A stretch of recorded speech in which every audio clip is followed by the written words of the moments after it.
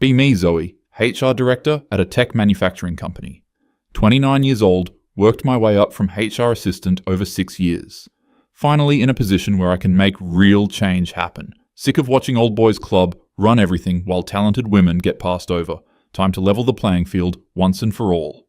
Monday morning, quarterly review meeting with executive team. CEO Bennett asking about our restructuring initiatives. Perfect opportunity to showcase my work. Well, Bennett, I'm proud to report we've successfully transitioned out several senior employees who were blocking progress. Can barely contain my satisfaction as I flip through my notes. Robert from Systems Engineering, 58 years old, resistant to new methodologies.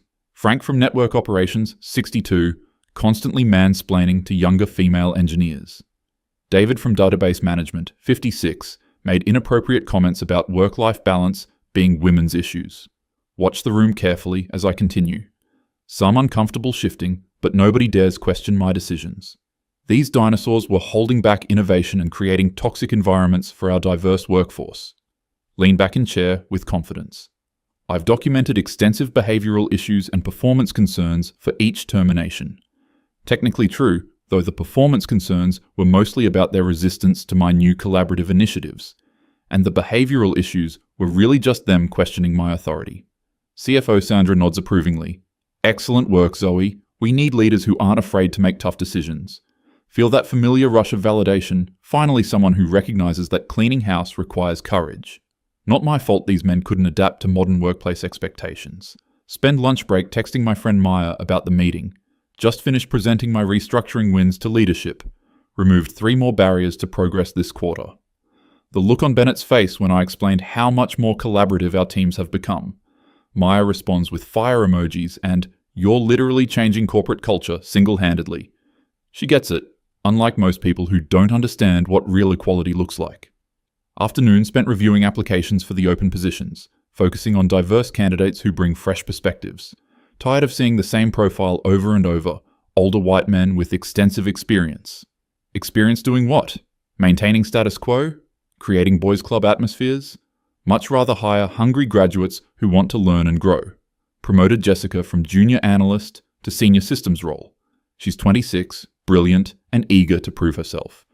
Sure, she doesn't have Robert's 15 years of experience, but experience can be overrated. Often, it just means set in old ways and resistant to innovation. Jessica brings energy and new ideas that this company desperately needed. Tuesday. Getting coffee in break room when I overhear 2 engineers talking. Don't understand why they let Robert go. He literally built half our infrastructure. Frank was the only one who knew the legacy network configurations. Roll my eyes at their dramatics. Typical male reaction to change. Immediately assume disaster without their precious, irreplaceable colleagues. Infrastructure can be rebuilt. Networks can be reconfigured. What matters is creating inclusive environments where everyone can thrive. Interrupt their conversation politely. You know, this could be a great opportunity to modernize those legacy systems. Sometimes we hold on to old processes just because they're familiar. They look at me like I suggested burning down the building. Zoe, those systems handle our entire production pipeline. Robert documented some of it, but most of the critical configurations were in his head. Shrug and smile. Then it's time we created proper documentation processes, isn't it? Spend Wednesday morning in meeting with IT discussing system transitions. Jessica looking overwhelmed as she tries to understand Robert's old responsibilities. His notes are really sparse, she admits quietly, and some of these servers, I'm not even sure what they do. Encourage her not to get bogged down in technical details. Focus on the bigger picture, Jessica. We can bring in consultants for the complex technical stuff. What matters is that you're approaching this with fresh eyes. Notice some tension in the room, but attribute it to normal resistance to change. People always get anxious when established routines get disrupted. Part of leadership is guiding teams through these transitions confidently. Can't let their fear hold back progress. Thursday afternoon, Bennett calls emergency meeting. Production floor supervisor Tom looking stressed. We've had 3 separate system failures since Monday. Quality control database went down Tuesday. Network routing issues yesterday that took 6 hours to resolve. This morning, the inventory management system started corrupting data. Maintain composure while internally rolling eyes. Convenient timing for these failures right after my personnel changes. These sound like technical issues that should be escalated to IT. Tom shakes his head frantically. That's just it, Zoe. Jessica's doing her best, but she doesn't know these systems. She's been calling the software vendors, but they keep asking for configuration details that only Robert knew. Resist urged to point out that this proves these systems needed better documentation anyway. Temporary growing pains are normal during transitions. Bennett looking concerned. How temporary are we talking here? Project confidence, I don't entirely feel. Give the team time to adjust. Sometimes you have to break a few eggs to make an omelette. Notice uncomfortable silence around the table. Clearly they don't appreciate the bigger picture of what we're accomplishing. Friday morning, more urgent messages. Production has ground to complete halt. Inventory system corruption means we can't track raw materials or finished products. Quality control database failure means we can't verify product standards. Network issues, preventing communication between facilities. Jessica in tears trying to coordinate with 3 different vendor support teams who keep asking for information nobody has.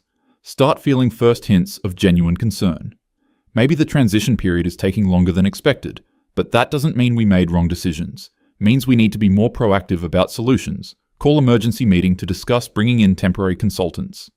Consultant team arrives Monday. Spend entire day just trying to understand current system architecture. Keep asking questions about tribal knowledge and undocumented processes.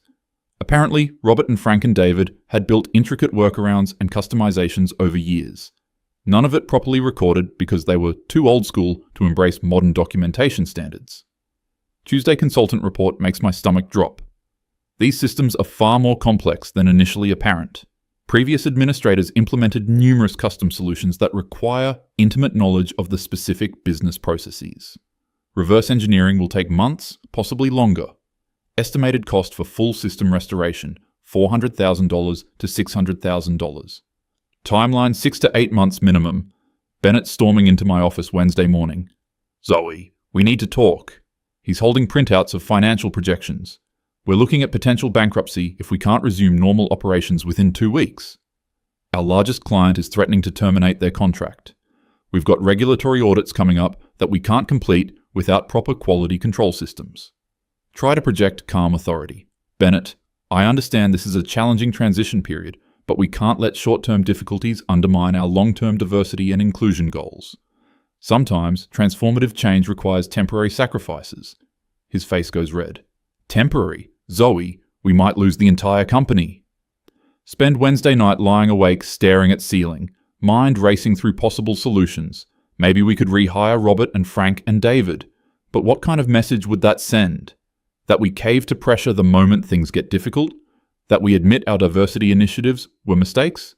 Absolutely unacceptable from a principled standpoint. Thursday morning, Bennett calls another meeting, this time with the entire executive team. I've been doing some research into our recent HR decisions. Pulls out folder thick with documents. Zoe, I need you to walk me through the specific performance issues that led to these terminations. Feel defensive immediately. Bennett, as I explained before, there were documented behavioral and performance concerns. He opens the folder.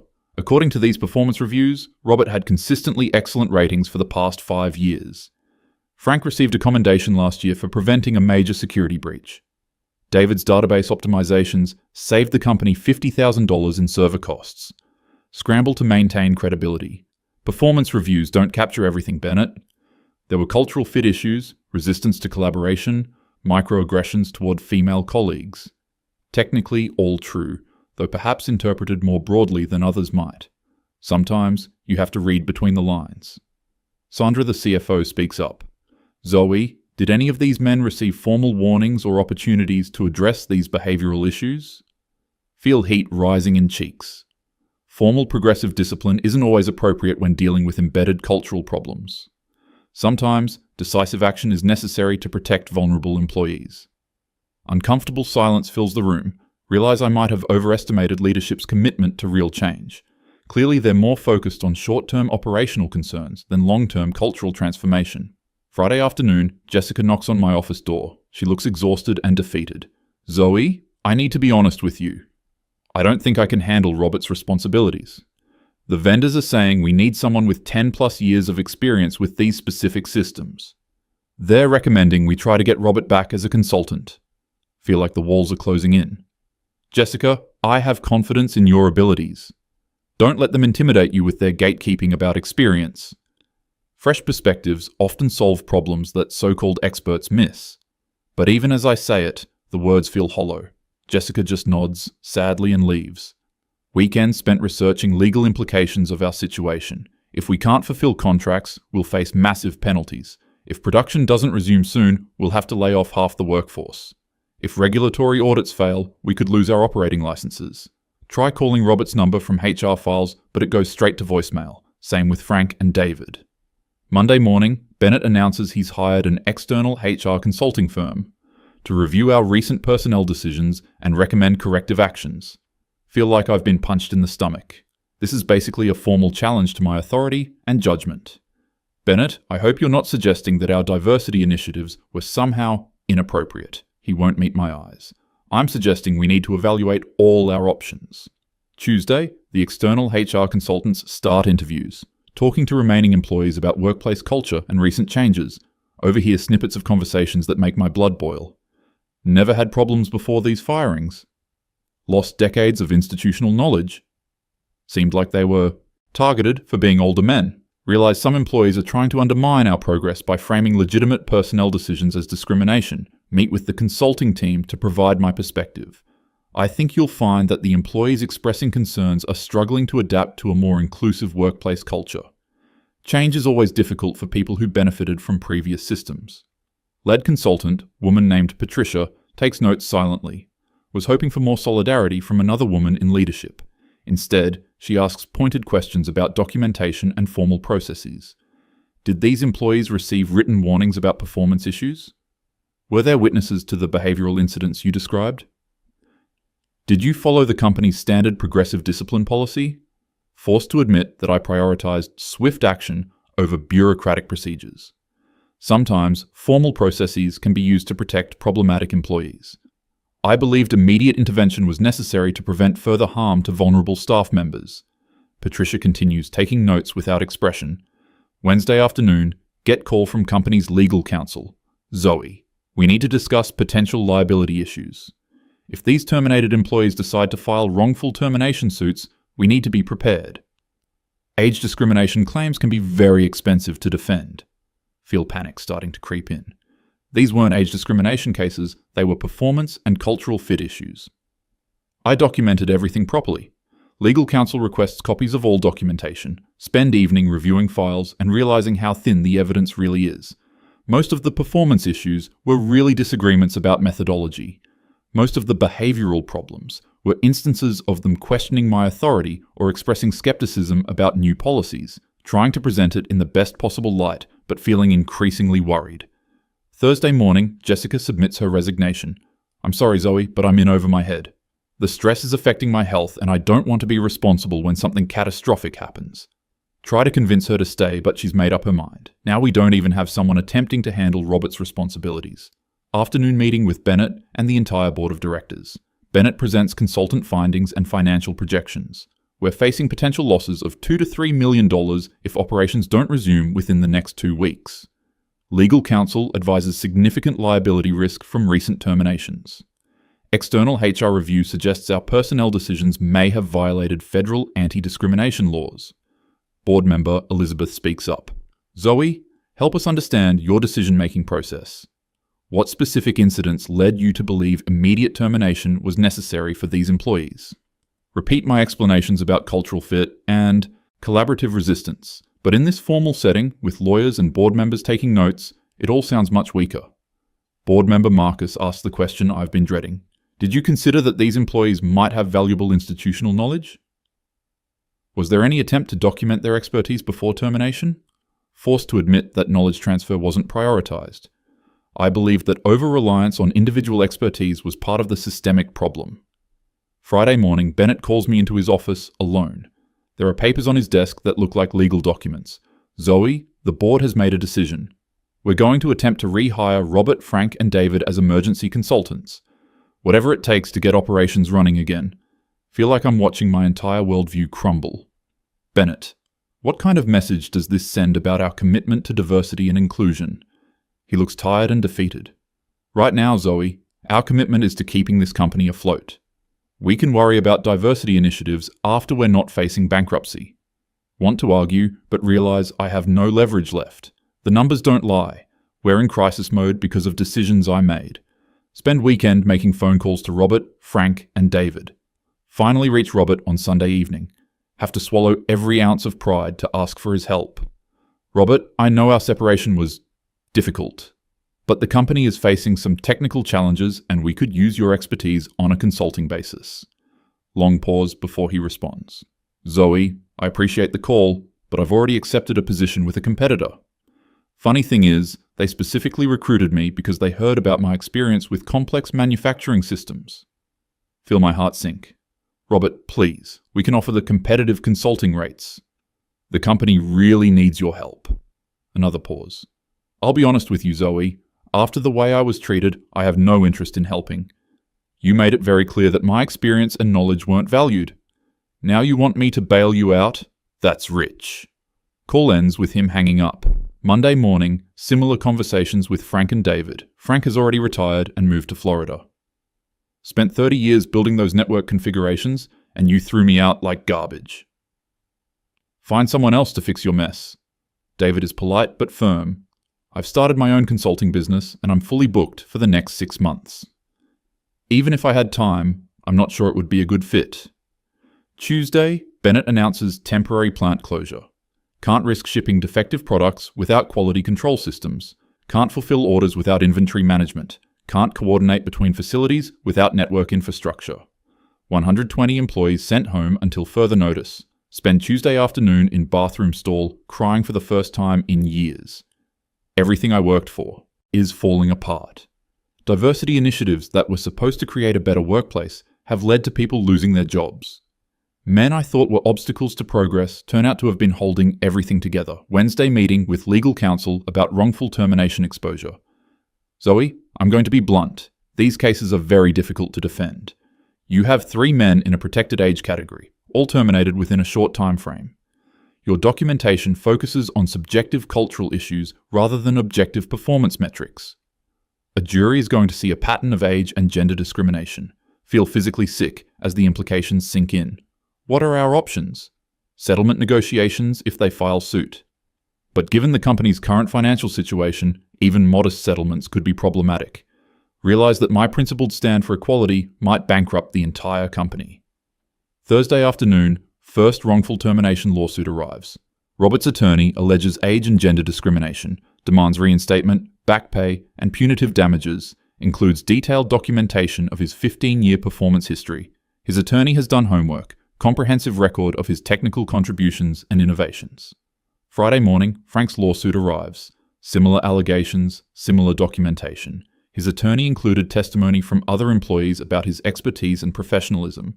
Apparently several people were willing to provide character references. Realize that my perceptions of these men might not have been universally shared. Spend weekend reading through the lawsuits in detail, forced to confront possibility that my judgment was flawed. These documents paint a picture of dedicated professionals who made genuine contributions. Maybe their resistance to my initiatives wasn't about sexism or outdated thinking. Maybe they had legitimate concerns about operational continuity. Monday morning, Bennett calls emergency board meeting. The situation has become untenable. We have pending lawsuits, operational shutdown, and potential bankruptcy. The board has asked me to explore all options for resolution. Dread fills my stomach as I realize what's coming. Zoe, we need to discuss your future with the company. Try to maintain dignity while everything collapses around me. Bennett, I understand that this transition period has been more challenging than anticipated, but I still believe that our diversity and inclusion goals are worth pursuing. Sometimes progress requires difficult sacrifices. Board members exchange glances that tell me everything I need to know. Board member Elizabeth speaks carefully. Zoe, we appreciate your passion for workplace equity. However, the board has concerns about the implementation of recent personnel decisions. We think it might be beneficial for you to take some time to reflect on alternative approaches. Corporates speak for, you're fired, but they're being diplomatic about it. Tuesday morning, cleaning out my office, boxing up awards and commendations from my years of HR work, diversity initiative materials and inclusion training programs I developed, photos from team building events and workplace culture celebrations. All of it feels hollow now. Jessica stops by to say goodbye. I'm sorry things worked out this way, Zoe. I know you were trying to make things better. Want to explain that my intentions were good, that change is always difficult, but can't find words that don't sound like excuses. Thanks, Jessica. I hope your next opportunity works out better. Wednesday, final meeting with legal counsel about personal liability. Zoe, you should be aware that the plaintiff's attorneys might pursue individual claims against you. Your role in the termination decisions could create personal exposure. You might want to consider retaining your own attorney. Feel the last vestiges of confidence drain away. Not only did I lose my job, but I might face personal lawsuits. Thursday afternoon, driving home from unemployment office, radio news mentions local manufacturing company facing closure due to operational difficulties. 120 employees losing their jobs because I thought I knew better. Families affected because I prioritized ideology over practical consequences. All those people who trusted me to make good decisions for the company. Friday evening, scrolling through LinkedIn, seeing updates from former colleagues. Some have already found new positions, others posting about the difficulty of job hunting in their 40s and 50s. Realize that my actions didn't just affect Robert, Frank, and David. Entire workforce paid the price for my mistakes. Lying in bed Friday night, finally forced to confront uncomfortable truths. Maybe experience and institutional knowledge actually matter. Maybe resistance to change isn't always about prejudice or outdated thinking. Maybe good intentions don't excuse poor judgment or harmful consequences. Maybe I was so focused on fighting perceived injustices that I created real ones. Saturday morning, Robert's interview in local business journal talks about his new position with competitor company. Sometimes when one door closes, another opens. I'm grateful for the opportunity to work with people who value experience and expertise. My former employer will figure things out eventually. These situations usually work themselves out. His grace and professionalism make me feel even worse. Sunday afternoon, final realization hits me like a punch to the gut. I became exactly what I thought I was fighting against. Used my position of power to discriminate against people based on demographics. Made assumptions about others' motivations and capabilities. Refused to listen to concerns or consider alternative perspectives. Prioritized my own ideological goals over fairness and company success. Monday morning, meeting with my own attorney about potential lawsuits. Zoe, your best strategy is probably to settle quietly and move on. Fighting these claims could be expensive and might generate negative publicity. Even if you ultimately win, the legal costs and career damage could be significant. Agreeing to settlements feels like admitting guilt, but fighting seems futile. Tuesday, calling Maya to explain what happened, expecting sympathy and support, but she sounds uncomfortable. Zoe, I have to ask, did you actually discriminate against those men? I mean, I support everything you were trying to accomplish, but maybe you moved too fast without thinking through the consequences. Realize that even my closest ally is questioning my judgment. Wednesday afternoon, job searching online. Every HR position requires references from recent supervisors. My recent supervisor just fired me for potentially illegal discrimination, trying to figure out how to explain this situation in interviews. How do you spin, I made personnel decisions that nearly bankrupted my company and led to multiple lawsuits? Thursday morning, news that the plant has permanently closed. Unable to recover from operational disruption and legal costs. All 120 employees officially laid off. Company assets being sold to pay creditors and legal settlements. Everything I thought I was protecting and improving is gone. Friday afternoon, final meeting with attorney about settlement agreements. Robert's attorney is asking for $150,000. Frank wants $125,000. David is demanding $100,000 plus legal fees.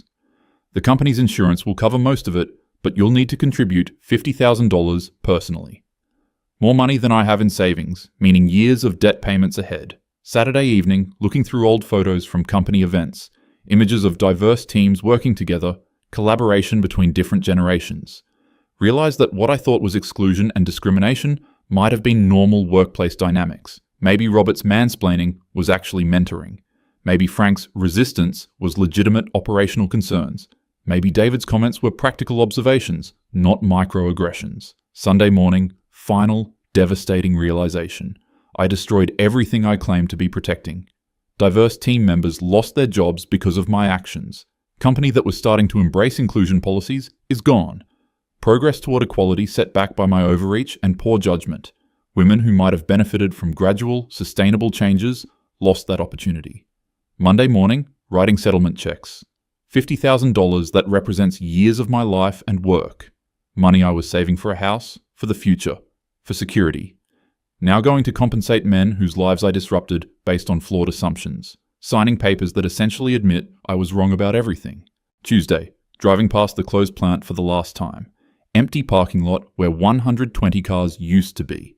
Security fence around buildings that used to hum with activity. Sign announcing the property is for sale. Monument to my failure to understand the difference between justice and revenge. Wednesday evening, finally admitting the truth to myself. I wasn't fighting for equality or justice. I was exercising power over people I disliked and disagreed with. Used social justice language to justify personal vendettas. Convinced myself that my biases were moral principles. Became exactly the kind of person I thought I was opposing. Thursday night, staring at my empty office supplies and career mementos. Boxes of materials from a career that's effectively over. Reputation in ruins, savings depleted, legal liability hanging over me. But worst of all, knowledge that real people suffered because of my arrogance. Families disrupted, careers derailed, company destroyed, community damaged. Friday morning, Robert's final quote in the Business Journal follow-up story. I don't hold grudges. People make mistakes, and hopefully they learn from them. The real tragedy is that this situation was completely avoidable. If there had been honest communication and respect for different perspectives, we could have found solutions that worked for everyone. Instead, ideology trumped practicality, and everybody lost. Sitting in my empty apartment Friday night, unemployed, facing years of debt payments, reputation destroyed, trying to understand how someone who genuinely wanted to make the world better could cause so much harm. Realizing that good intentions without wisdom, humility, and practical judgment are not just useless. They're dangerous. The worst part isn't my personal consequences. It's knowing that 120 innocent people lost their jobs. That Robert, Frank, and David had their careers disrupted for no good reason. That the cause of workplace equality has been set back by my extremism. That I became living proof of every stereotype about militant feminists. Sunday evening, final entry in this mental catalogue of failure. Used to believe that being passionate about justice made me a good person. Now understand that passion without judgment is destructive.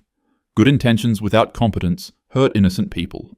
Moral certainty without humility leads to exactly the kind of abuse I thought I was fighting. The man I thought I was outsmarting, Bennett, Robert, Frank, David, even the legal system, they didn't need to be clever or manipulative to defeat me. They just needed to be right. And I was wrong about everything that mattered.